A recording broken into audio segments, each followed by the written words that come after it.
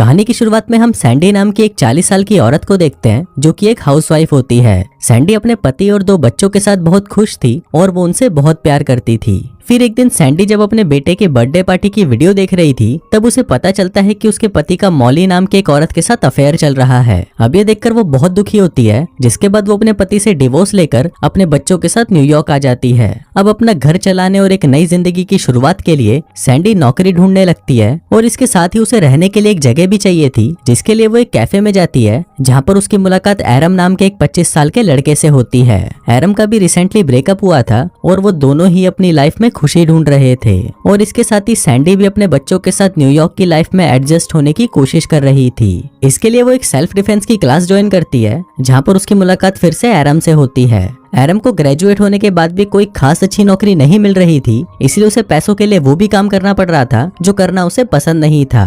तभी उस क्लास की टीचर सैंडी को अपना सारा गुस्सा एरम पर निकालने को कहती है, जिस पर एरम भी अपने पति की हरकतों को याद करके अपना सारा गुस्सा उस पर निकाल देती है। पहले तो वो उसे गंदी गंदी गालियां देती है और फिर वो उसे कुत्ते की तरह मारना शुरू कर देती है। इसके बाद अगले दिन सैंडी एरम से कल की हरकतों के लिए माफी मांगती है और उससे पूछती है कि क्या वो उसके बच्चों का बेबी सिटर बन सकता है, जिस पर एरम भी उसे हाँ बोल देता है। फिर उस रात जब एरम बेबी सिटर के लिए सैंडी के घर पर आता है तब उसे पता चलता है कि सैंडी के बच्चे बहुत अजीब हैं। फिर सैंडी उसे वहीं छोड़कर एक आदमी के साथ डेट पर चली जाती है, पर वो आदमी तो 1 नंबर का गधा था और वो सैंडी के साथ काफी अजीब हरकतें कर रहा था, जिससे वो उसके साथ कंफर्टेबल नहीं हो पाती। वहीं घर पर एरम धीरे धीरे सैंडी के बच्चों का दोस्त बन गया था, पर दूसरी तरफ वो आदमी तो सैंडी के साथ और भी अजीब हरकतें कर रहा था।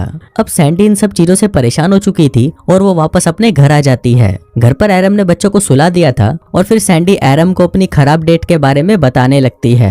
फिर अगली सुबह जब एरम कैफे में काम कर रहा था तभी वहाँ पर सैंडी के दोनों बच्चे आते हैं और उसे बोलते हैं कि उनकी माँ मर चुकी है। अभी सुनते ही एरम भागकर उनके साथ उनके घर पर आता है, पर जब वो वहाँ पर सैंडी को चेक करता है तो वो बच्चों को बताता है कि वो मरी नहीं बल्कि सो रही है। इसके बाद हम सैंडी को देखते हैं जिसकी लाइफ अब पहले से बेटर हो चुकी थी और उसे अपने काम में भी प्रमोशन मिल रहा था।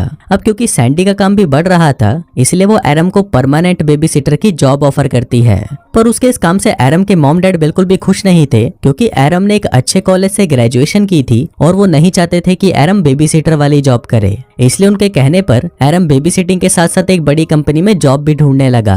अब धीरे धीरे वक्त बीतने लगा और एरम सैंडी और बच्चों के और भी नजदीक आने लगा। वहीं सैंडी के दोस्त भी समझ जाते हैं कि सैंडी अब एरम को पसंद करने लगी है। दूसरी तरफ एरम को भी अब दूसरी लड़कियों में कोई इंटरेस्ट नहीं था और उसे भी सिर्फ सैंडी और उसके बच्चों के साथ ही रहना पसंद था। फिर एक दिन सैंडी एरम को एक फाइटिंग मैच की 2 टिकट्स देती है और उसे कहती है कि तुम अपने दोस्त के साथ ये मैच देखने चले जाना, पर एरम का कोई भी दोस्त नहीं था इसलिए वो सैंडी को ही अपने साथ चलने के लिए पूछता है, जिस पर सैंडी भी उसे हाँ बोल देती है। फिर अगली रात वो दोनों साथ में मैच देखने जाते हैं जहाँ पर सैंडी को भी बहुत मजा आता है। फिर कुछ देर बाद एरम के पास एक आदमी आता है जो कि एक बहुत बड़ी कंपनी का सीईओ था, जहाँ पर एरम इंटरव्यू देने गया था। फिर उन दोनों की बातों से सैंडी को पता चलता है कि एरम को उस कंपनी में नौकरी मिल गई थी, पर एरम ने बेबी सिटिंग के लिए वो नौकरी छोड़ दी।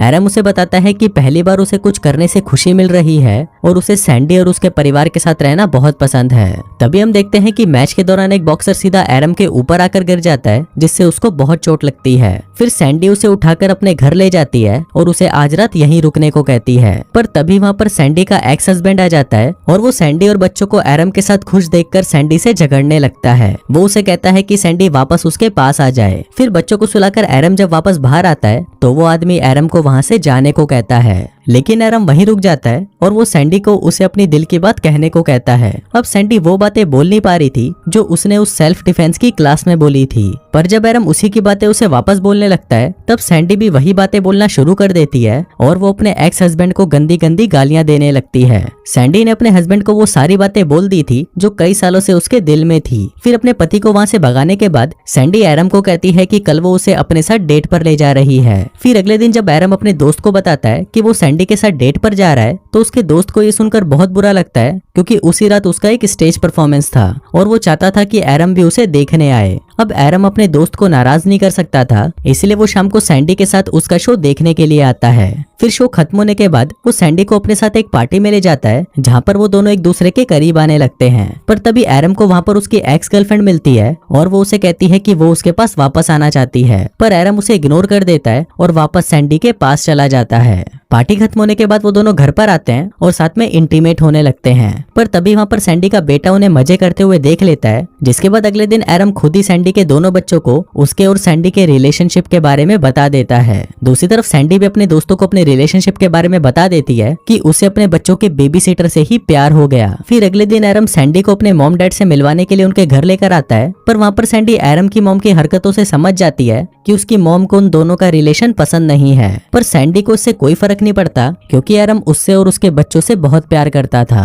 पर क्योंकि एरम की उम्र सिर्फ 25 साल थी, इसलिए सैंडी के दोस्त उसकी और एरम की रिलेशनशिप का मजाक उड़ाने लगे थे, पर एरम को इस बात से कोई फर्क नहीं पड़ता।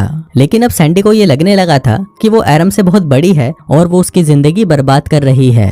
फिर एक दिन ऑफिस में काम करते हुए सैंडी को बहुत ही अजीब फील होने लगता है और तब उसे पता चलता है कि वो प्रेग्नेंट है। फिर रात को सैंडी इस बारे में एरम को बताती है, जिसको सुनकर पहले तो एरम घबरा जाता है, पर फिर बाद में वो सैंडी को कहता है कि वो भी यही चाहता है कि सैंडी और एरम हमेशा साथ में रहें। फिर अगले दिन जब वो दोनों डॉक्टर के पास जाते हैं तो डॉक्टर उन्हें बताता है कि सैंडी प्रेग्नेंट तो है, पर वो इस बच्चे को जन्म नहीं दे पाएगी क्योंकि उसकी उम्र बहुत ज्यादा है। अभी सुनकर सैंडी परेशान हो जाती है और बाहर आकर वो एरम से झगड़ने लगती है। झगड़े के दौरान वो एरम से कहती है कि उनका साथ में रहना सही नहीं है क्योंकि वो उससे 15 साल बड़ी है और उनका रिलेशनशिप आगे नहीं चल सकता। अब क्योंकि उन दोनों का साथ में कोई फ्यूचर नहीं है, इसलिए वो दोनों अब साथ में नहीं रह सकते और ये बोलकर सैंडी वहाँ से चली जाती है। अब इसके बाद वो दोनों अलग हो जाते हैं और एरम अपनी बेबी सिटिंग की जॉब छोड़कर ट्रैवल करने के लिए दूसरे देशों में चला जाता है। लेकिन एरम अलग अलग देशों में घूमने के बाद भी सैंडी और उसके बच्चों को ही याद कर रहा था। वहीं दूसरी तरफ सैंडी एक अच्छी माँ बनने की कोशिश कर रही थी और उसे अपनी जॉब में भी एक और प्रमोशन मिल गया था। अब ऐसे करते करते 5 साल बीत जाते हैं और सैंडी एक सक्सेसफुल रिपोर्टर बन जाती है और वहीं एरम दुनिया के अलग अलग देशों में घूमते हुए बच्चों को पढ़ाने लगता है। एरम के साथ काफी लड़कियां रिलेशनशिप में आने की कोशिश करती हैं, पर एरम उन्हें मना कर देता है क्योंकि अब वो अकेले रहना चाहता था। फिर एक दिन हम सैंडी को उसके बच्चों के साथ एक रेस्टोरेंट में देखते हैं। तभी सैंडी की मुलाकात वहाँ पर एरम से होती है और वो दोनों ही एक दूसरे को देखकर बहुत खुश होते हैं। फिर एरम उसे बताता है कि कुछ सालों पहले बांग्लादेश में उसने एक बच्चे को अडॉप्ट कर लिया था और अब वो दोनों साथ में रहते हैं। फिर जब सैंडी को पता चलता है कि एरम अभी भी सिंगल ही है, तो सैंडी एरम के साथ वापस रिलेशनशिप में आ जाती है और वो दोनों खुशी खुशी साथ रहने लगते हैं। और इसी के साथ ही ये कहानी यहीं खत्म हो जाती है।